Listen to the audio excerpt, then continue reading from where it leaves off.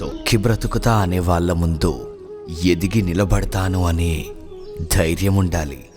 మనం చెప్పే సమాధానం కన్నా కాలం చెప్పే సమాధానమే సరి అయినదిగా ఉంటుంది. ఓపిక పట్టి చూడు. ఓపిక చాలా విలువైంది. ఇష్టం మరియు కోరిక నిన్ను మరొకరికి బానిసగా మారుస్తుంది. ఓపిక అలాగే ఆశయం నిన్ను ఎప్పటికైనా రాజుని చేస్తుంది. మూర్ఖుల చేత ప్రశంసలు అందుకోవడం కన్నా బుద్ధిమంతుల చేత తిట్లు తినడం చాలా మంచిది. పునాదులు లేని ఇంటిని గాలి, వాన ఎలాగైతే కూల్చేస్తాయో అదేవిధంగా చెప్పుడు మాటలు నిండు సంసారాలను నిలువునా కూల్చేస్తాయి. చీకటిని ఎన్నటికీ చీదరించుకోకు. కొన్ని ఆలోచనలు, కొన్ని ఆవేశాలు మస్తిష్కంలో మెరిసేది చిమ్మ చీకటిలోనే. అల వచ్చినప్పుడు తల వంచితేనే ఒక ప్రాణం నిలబడుతుంది. అలాగే ఏదైనా గొడవ వచ్చినప్పుడు ఒక్క అడుగు వెనక్కి తగ్గితేనే ఒక బంధం నిలబడుతుంది. ఇక్కడ ఒక్క క్షణం ఓడినా కూడా జీవితాంతం మనిషిగా గెలుస్తావు. కోపం రావడం అనేది మానవ సహజమే. అయితే దాన్ని ఎక్కడ, ఎవరి మీద, ఎలా ప్రదర్శించాలో తెలుసుకోవడమే విజ్ఞత అంటే. నీ చెడును కోరేవారు నీ తప్పును మాత్రమే చూపిస్తూ ఉంటారు. అదే నీ మంచిని కోరేవారు మాత్రం ఆ తప్పును ఎప్పుడూ సరిదిద్దుతూనే ఉంటారు. జీవితాంతం అవసరాల కోసం సూర్యోదయానికి, సూర్యాస్తమయానికి మధ్య పరిగెడుతూ మనలోని ఆనందాన్ని కోల్పోవడమేనేమో జీవితమంటే. జీవిస్తే సింహంలాగా జీవించాలి. ఎందుకంటే నోరు లేని మేకను బలిస్తారే కానీ గర్జించే సింహాన్నైతే కాదు కదా. ముగింపు తెలిసిన కథకి, ముందే ఏం జరుగుతుందో తెలిసిన జీవితానికి అంత విలువ ఉండదు. బంధాలను కలిపేది మాటే, ఆ బంధాలను తెంచేది కూడా మాటే. ప్రాణం పోసేది మాటే, అలాగే ఆ ప్రాణం తీసేది కూడా మాటే. గాయాలు చేసేది మాటే, ఆ గాయాల్ని మాన్పేది కూడా మాటే. ఒక్క మాట నిన్ను గెలిపిస్తుంది, అలాగే నిన్ను ఓడిస్తుంది కూడా. అందుకే సరిగ్గా విజ్ఞతతో ఆలోచించి మాట్లాడండి. అడగడం చేత కాదన్నప్పుడు ఆశపడకు. అదేవిధంగా ఇవ్వడం చేత కాదన్నప్పుడు ఆశ చూపకు. సంస్కారం మర్చిపోయి ప్రవర్తిస్తే నీ పరువు పోతుంది.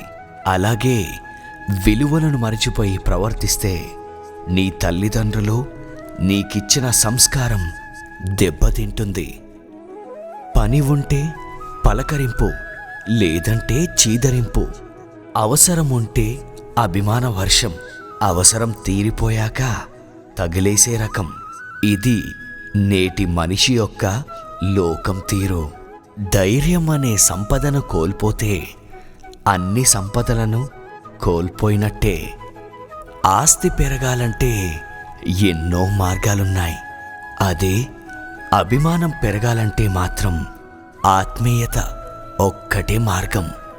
ఆకలితో ఉన్న జంతువు కన్నా అత్యాశతో ఉన్న మనిషి చాలా ప్రమాదకరం. ఇక్కడ డబ్బును చూసి సంతోషపడే బంధాలు ఉన్నాయే కానీ మనస్సు చూసి ఆనందపడే బంధాలైతే లేవు. ఒకప్పుడు మనస్సు ఉంటే మార్గం ఉండేది అనేవారు, కానీ ఇప్పుడు మాత్రం డబ్బు ఉంటేనే మార్గం ఉంటుంది అంటున్నారు. అవసరానికి ఉపయోగపడని స్నేహాలు, ఆపదలో ఆదుకోని బంధాలు ఎన్ని ఉన్నా కూడా వ్యర్థమే. ముక్కుసూటిగా ఉన్నవి మాట్లాడి చూడు, నీ పక్కన ఎవ్వరు కూడా ఉండరు. అదే ఉన్నవి లేనట్టుగా, లేనివి ఉన్నట్టుగా కల్పించి మాట్లాడి చూడు. అప్పుడు నీ చుట్టూ ఒక పెద్ద సమూహమే ఉంటుంది. బయట వాళ్ళకిచ్చే సమయం, విలువ మన వాళ్ళకిస్తే గనక మనవాళ్ళు ఎప్పుడు కూడా బయట వాళ్ళు కాకుండా ఉంటారు. చీకటి ఎప్పుడైనా సరే తానే గొప్ప అనుకుంటుంది, కానీ దీపం తన అహాన్ని తలకిందులు చేస్తుంది. అందుకే చెడు సమయం నడుస్తుందని అస్సలు చింతించకండి. మీ విజయంతో దాని అహాన్ని అణిచివేయండి. కోపమనేది తెరలాంటిది, తీస్తే పోతుంది. కానీ బాధ గాయం లాంటిది.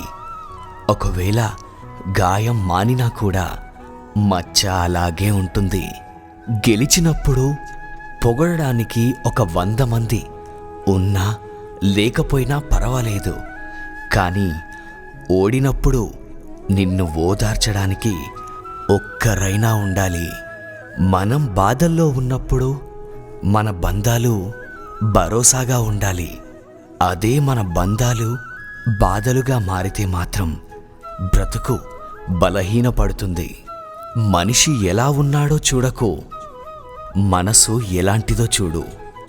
అందం పోతుంది, ఆస్తులు కూడా తరిగిపోతాయి, కానీ నీ మంచి మనసు ఎప్పటికీ నీకు తోడుగా ఉంటుంది. ఎవరో నిన్ను బాధ పెట్టారని తిరిగి వాళ్ళని బాధ పెట్టాలని మాత్రం కోరుకోకు. తెలియక బాధ పెడితే గనక క్షమించు. ఒకవేళ తెలిసి బాధ పెడితే మాత్రం తీర్పుని ఆ కాలానికే అప్పగించు. కానీ నువ్వు మాత్రం ప్రశాంతంగా జీవించు. ప్రతి బాధ ఒక కొత్త పాఠాన్ని నేర్పిస్తుంది. ప్రతి పాఠం ఒక వ్యక్తిని మార్చేస్తుంది. ఏ మనిషికి అయినా మనం విలువ ఇవ్వగలమే కానీ అతనికి విలువ తేలేము. అది ఎవరికి వారే సంపాదించుకోవాలి.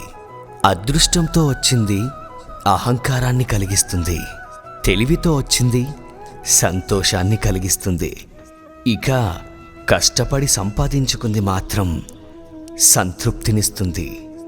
నిన్ను ఎక్కడైతే తక్కువ చేసి చూస్తారో అక్కడ ఎక్కువసేపు ఉండకు. భుజాల మీద ఉన్న బరువుని బలమైన వారు ఎవ్వరైనా మోస్తారు, కానీ మనస్సులో ఉన్న బాధని, బంధాల విలువ తెలిసిన వారు మాత్రమే మోయగలుగుతారు.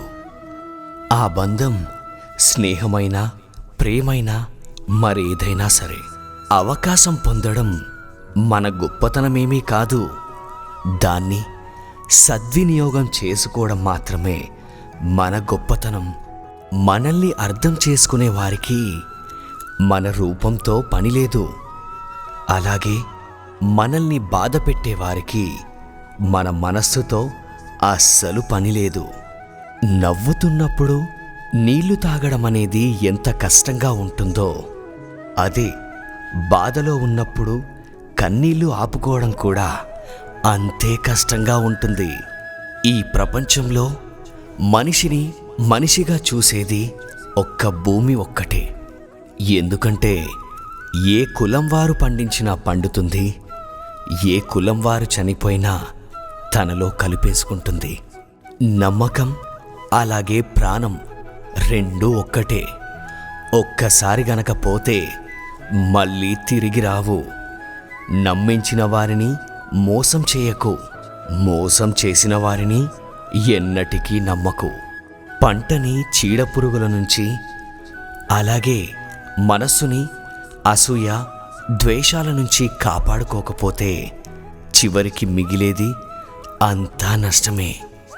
అక్కడ పంటైనా జీవితమైనా అంతా వ్యర్థమే.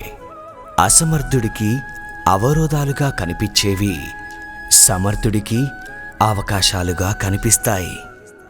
నీది కానిది గనక నువ్వు తీసుకుంటే నీకు రావాల్సింది వేరొకరికి వెళ్తుంది.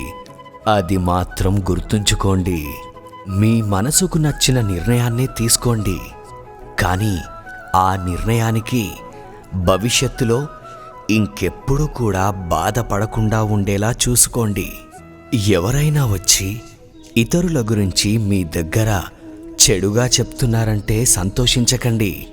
అదే మనిషి ఇతరుల దగ్గర మీ గురించి కూడా చెడుగా మాట్లాడుంటారేమో. ఒక్కసారి గ్రహించండి. అలాంటి వారు కాలయాపన కోసం మనుషుల వ్యక్తిత్వాన్ని వాడుకుంటూ ఉంటారు. సమయం అలాగే స్నేహం మనకి ఉచితంగానే దొరుకుతాయి.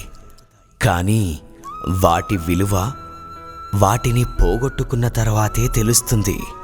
దూరం నుండి అద్భుతంగా ఉండేవన్నీ దగ్గర నుంచి చూస్తే అలా ఉండకపోవచ్చు. జీవితం కూడా అలాంటిదే. అవతల వారికి అందంగా అద్భుతంగా కనిపిస్తుంది కావచ్చు, కానీ దాన్ని ఎదుర్కొనే వారికే తెలుస్తుంది. నువ్వు మాట్లాడితేనే మాట్లాడుతున్నారంటే నువ్వు వారికి నచ్చట్లేదనర్థం. నీ ధోరణి వల్ల వారి మనస్సు గాయపడిందనర్థం. అందుకే నీ నుండి దూరంగా ఉండాలనుకుంటారు. అదేవిధంగా మళ్ళీ నీ వల్ల గాయపడొద్దు అని అనుకుంటారు. అది గ్రహించాలి. మనిషిని గాయపరిచినా పర్వాలేదు, కానీ మనస్సును మాత్రం ఎప్పుడూ గాయపరచకండి.